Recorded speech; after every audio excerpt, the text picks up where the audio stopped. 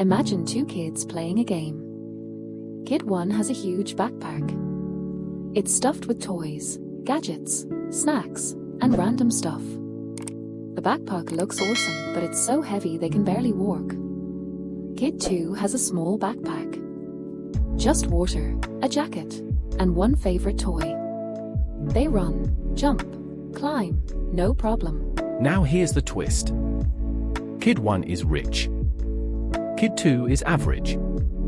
But the rich kid is tired, stressed, and stuck. The average kid is calm and free.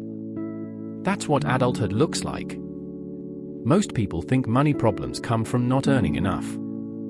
But a lot of money problems come from something sneakier. Stuff. Not the price tag, the hidden cost of owning it. Today, I'm going to show you the stuff trap, the invisible rules that decide whether you feel safe or broke no matter how much you earn. And I'll make it so simple a 10-year-old could explain it to their parents. Let's picture two apartments in the same city. Same neighborhood. Similar rent. Apartment A. The person here earns $95,000 a year. Inside you see a giant TV, fancy furniture, closets full of clothes, some still have tags, a kitchen full of gadgets, some still in boxes, a spare room that's basically a storage cave. This place looks like success. But this person checks their bank account with a tight stomach because they are 2 missed paychecks away from panic. Apartment B. The person here earns $52,000 a year. Inside you see space, a normal couch, a normal TV, a kitchen with just the tools they actually use, a closet with clothes they actually wear, a spare bedroom that is a bedroom. This person checks their bank account calmly because they have 18 months of expenses saved. They invest 20% of every paycheck. Same neighborhood. The person earning almost half has way more security. So what's the difference? Not intelligence. Not luck. Not secret investing tricks. The difference is the relationship between stuff and freedom. Let's talk about a monster. Not a scary movie monster. A quiet monster. A monster that lives in closets, garages, drawers, spare rooms, Amazon boxes. I call it the stuff monster. Because every time you bring something home, the stuff monster grows. And the bigger it gets, the more it eats your money, time, space, energy, focus, peace. Here's what most people don't realize. Stuff costs money even after you buy it. Buying it is just the beginning. Here's the rule that changes everything. Rule 1. Everything you own costs money twice. Cost 1. The obvious cost. That's the price tag. The receipt. Easy. Cost 2. The hidden cost. This is the cost people forget. Hidden cost includes space, maintenance, mental energy, opportunity cost. Let's break these down like Lego pieces. You pay for space whether you call it rent or mortgage. So if you buy something big, you're not just buying the item. You're buying a tiny apartment inside your home for that item. Example: a treadmill. Maybe you spent $700 on it, but it takes space. And space is expensive. If that treadmill lives in the corner for 5 years, mostly holding laundry, you didn't buy a treadmill. You bought a laundry shelf that charges you rent. Some stuff doesn't just sit there. It demands attention. A car needs. Insurance, tires, gas, repairs. A boat needs. Storage, cleaning, registration, repairs. Even if you use it twice a year, it still demands payment. That's why people joke. The happiest days of boat ownership are the day you buy it and the day you sell it. Not because boats are evil, because the hidden cost is real. Here's a child-friendly example. If your room is messy, it's harder to think. You feel irritated. You lose things. You get overwhelmed. Adults pretend they don't feel that. But they do. Every item you own needs cleaning, needs organizing, needs remembering, needs fixing, needs worrying about. If your stuff is everywhere, your brain is always doing tiny background math like, where do I put this? Did I lose that? I should clean this. I need to sort that. It's like having 100 browser tabs open. That's why a cluttered house can make people feel anxious. This one is the sneakiest. Every dollar stuck in stuff is a dollar that can't grow. Let's say someone buys a $15,000 dream setup. Fancy electronics, furniture, upgrades, gadgets, new phone, new TV. They think they bought comfort. But they also bought something else. They bought not investing $15,000. And that not investing has a cost. Because money grows when it's invested.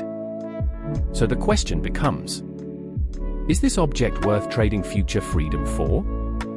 Sometimes yes. Often no. Remember the backpack at the beginning? Here's the adult version. Every new thing you buy is a rock in your backpack. One rock doesn't matter. But 200 rocks later? You feel successful and exhausted. This is why some people with big incomes feel broke. They didn't buy a few things. They bought a lifestyle that requires their whole paycheck to keep running. Now we get practical. These rules aren't about being cheap.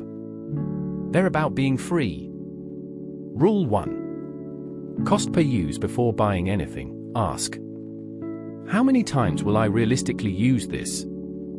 Then do. Price uses equals cost per use. A $400 jacket worn 200 times is $2 per wear. A $200 jacket worn twice is $100 per wear. This rule kills impulse spending. Rule 2. The replacement test. Pick up an item and ask, if this disappeared today, would I pay money to replace it? If the honest answer is no, it's not an asset. It's not even neutral. It's a weight. Rule 3. Never upgrade out of boredom. Boredom is not a breakdown. If it works, keep it. Marketing wants you to feel like new equals better. But many upgrades are just wealth destruction. Wearing a cool outfit. Rule 4. Add friction to spending. Make spending harder.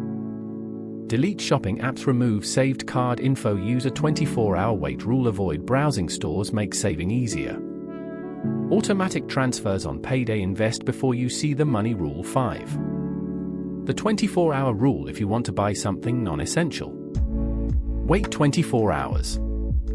Most I need this feelings are just boredom, stress, a bad day, advertising. After one sleep, your brain resets.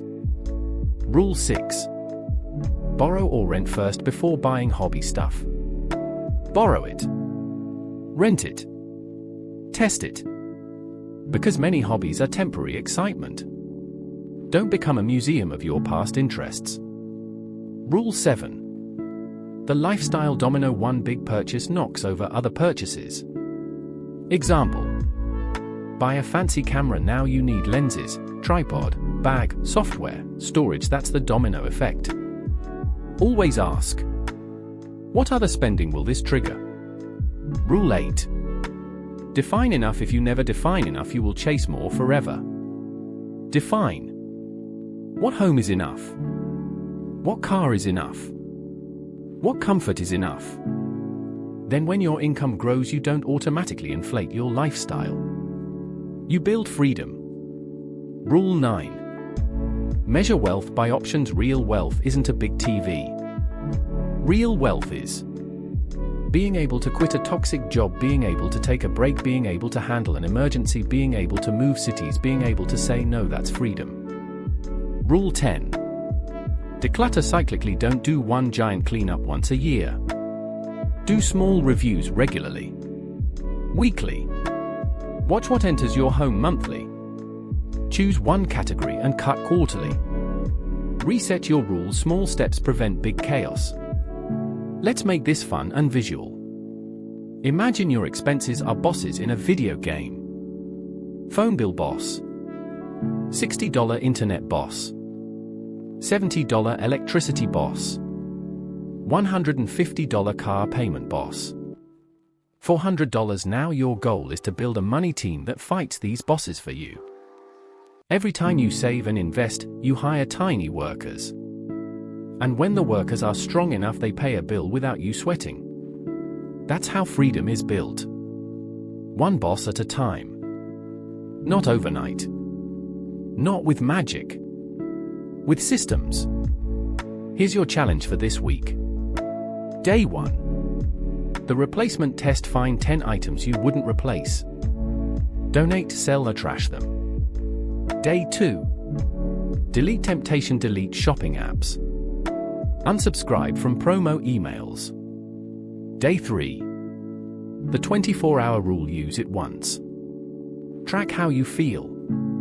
Day 4. Count one category. Count your shirts, shoes, or kitchen gadgets. Write the number down. Day 5. Define enough. Write one sentence. My version of enough is. Day 6. Borrow before buying. If you want something new, find a way to test it first. Day 7. Automate saving. Set up an automatic transfer.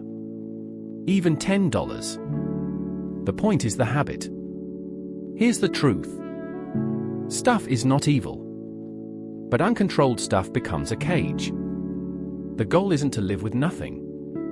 The goal is to live with what matters and stop paying rent to things you don't even use. So ask yourself, do you want to own your possessions, or are you okay with your possessions owning you? Because the calm life is available to you, or not when you earn more, but when you stop letting more steal your freedom.